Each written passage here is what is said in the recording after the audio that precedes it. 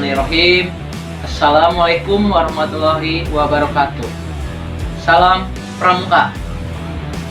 Pertama-tama kakak ucapkan banyak terima kasih kepada guru-guru dan staf SMPN 2 Dayakolot yang telah memberikan saya waktu dan tempat. Dan ucapkan banyak terima kasih lagi kepada siswa-siswi baru kelas 7 SMP 2 Dayakolot yang senantiasa mengikuti dan menyaksikan kegiatan MPLS ini. Izinkan kakak untuk bisa memperkenalkan diri kakak. Nama kakak Ali Rohman. Kalau di Pramuka itu sering dipanggil dengan Kak Ali. Alamat tinggal kakak ada di Jalan Palasari Cisirung yang dekat terminal. Mungkin kalian juga sudah pada tahu Cisirung Palasari ya. Pekerjaan kakak adalah sebagai guru Pramuka SMP 2 Dayakolot. Kalau pekerjaan utama kakak adalah sebagai guru olahraga di SD Cangkuang 3 atau Cangkuang Kulon ya. Mungkin di sini adik-adik yang sekolahnya di SD Cangkuang Kulon mungkin tidak asing lagi melihat wajah kakak seperti ini ya. Selamat datang untuk siswa baru kelas 7 di SMP 2 Dayakolot. Kakak mengajar di SMP 2 Dayakolot itu sejak tahun 2011 sampai 2021 hingga sekarang masih tetap berlanjut untuk mengajarnya. Pada waktu itu kakak ngajar sangat menyedihkan. Kenapa? Karena ketika kakak masuk ke SMP 2 Dayakolot itu tahun 2011, anggotanya sangat sedikit. Bisa kehitung ada 5 orang anggota perempuan, 3 dan 2 orang laki-laki. Mungkin di sana kakak bukan putus asa, bahkan kakak di sana mungkin menjadi semangat untuk bisa memajukan pramukanya. Nah, di sanalah mungkin kakak bertekad berusaha atau berjuang mengikut sertakan kegiatan-kegiatan seperti lomba dan kegiatan perkemahan persami. Dan alhamdulillah selama tahun 2011 ketika kakak masuk, anggota sedikit demi sedikit mulai bertambah, anggotanya menjadi banyak ya. Pada waktu itu ketika kakak masuk, anggotanya ada sekitar 16 orang ya, ada 16 orang jumlahnya. Dan pada waktu 2014 alhamdulillah anggotanya semakin banyak. Dan Pramuka SMP 2 juga sudah mulai terkenal hingga tingkat nasional. Mungkin nanti ketika pandeminya sudah tidak ada dan pembelajarannya sudah normal, mungkin boleh adik-adik bisa berkunjung ke Sanggar Pramuka SMP 2 Dayakolot. Di sana mungkin banyak piala-piala. Oke, selanjutnya kakak akan menerangkan tentang atau memaparkan tentang materi kegiatan pramuka atau materi pramuka.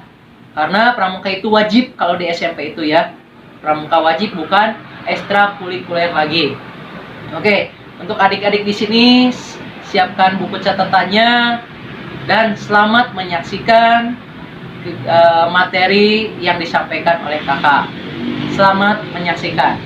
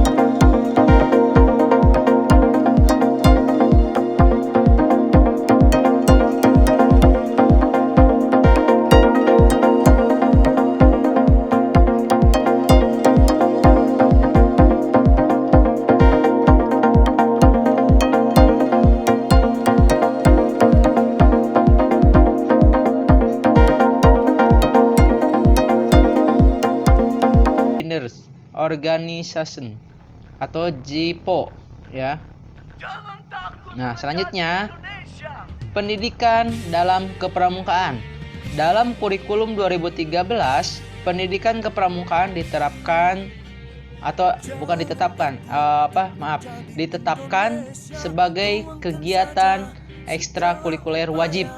Pendidikan kepramukaan merupakan kegiatan ekstrakurikuler yang secara sistemik diperankan sebagai wahana penguatan psikologis, sosial, kultural ya, atau berwujudan sikap dan keterampilan kurikulum 2013. Dengan demikian, pencapaian kompetensi inti sikap spiritual KA1, sikap sosial K2, dan keterampilan KI3 memperoleh penguatan bermakna meaningful learning melalui fasilitas sistematik adaptif pendidikan kepramukaan di lingkungan satuan pendidikan ya. Nah, ini pendidikan dalam kepramukaan. Nah, itu pramuka dalam kurikulum 2013 bahwa pramuka itu diwajibkan. Bahkan seharusnya dari waktu dulu juga pramuka sudah diwajibkan ya. Baru tahun 2013 sudah ada Kepresnya. Nah, ini di sini ada 4 guru pendidikan. Belajar untuk mengetahui atau disebut learning to know. Terus belajar melakukan, learning to do. Belajar hidup bersama, learning to live together. Belajar menjadi diri sendiri. Untuk gerakan pramuka ditambah belajar untuk mengabdi, learning to serve ya. Nah, itu maaf kalau bahasa Inggris kakak agak kurang ya. Kakak menjelaskan yang ada di sini dulu. Nah, ini ada 4 suku guru pendidikan. Jadi apa saja sih belajarnya ini mungkin bisa dilihat di sini. Nah, terus selanjutnya ada tentang ini ada tujuan gerakan pramuka. Tujuannya mungkin kalian juga harus tahu ya, tujuan pramuka apa saja. Yang pertama adalah memiliki kepribadian yang beriman, berakhlak mulia, berjiwa patriotik, taat hukum, disiplin, menjunjung tinggi nilai-nilai luhur bangsa, berkecakapan hidup, sehat jasmani dan rohani, menjadi warga negara yang berjiwa Pancasila, setia dan patuh kepada negara kesatuan Republik Indonesia ya. Terus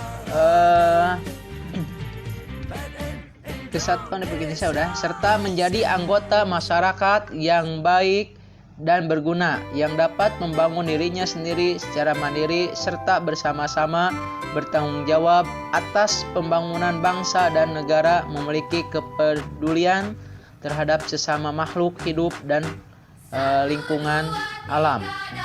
Nah, selanjutnya adalah fungsi pramuka. Nah, fungsi pramuka itu banyak ya, mengacu pada tujuan pramuka yang tadi. Nah, yang pertama adalah kegiatan generasi muda, ada pengabdian, ada alat bagi organisasi dan masyarakat. Yang kegiatan generasi muda. Bagi generasi muda dibutuhkan kegiatan yang tak hanya mendidik namun juga menyenangkan. Untuk dilakukan kegiatan tersebut didapatkan dari pramuka. Dengan cara itu, karakter dari generasi muda menjadi lebih baik. Kemudian kegiatan ini haruslah menghibur, menyenangkan, memiliki tujuan yang jelas, sehat, serta terarah dalam kegiatannya.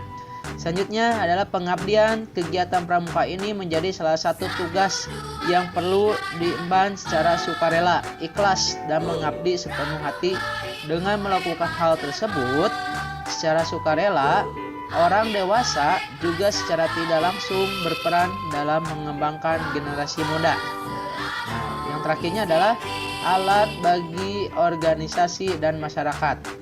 Dalam perkembangannya, pramuka kini menjadi sebuah alat untuk memenuhi kebutuhan serta tujuan bagi masyarakat ataupun organisasi pramuka itu sendiri. ya.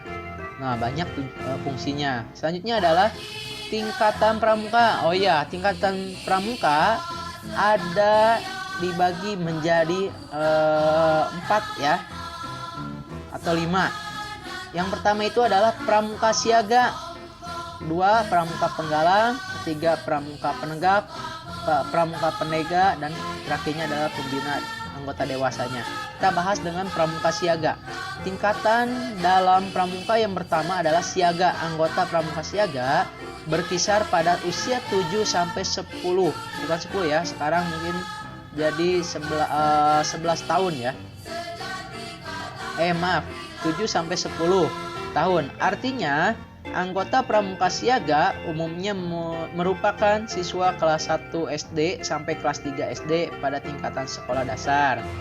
Lanjut, pramuka penggalang. Tingkatan dalam pramuka yang kedua adalah penggalang. Anggota pramuka penggalang berkisar pada usia 11 sampai 15 tahun. Artinya, anggota pramuka penggalang umumnya merupakan siswa kelas 4 SD sampai kelas 9 atau kelas 3 SMP.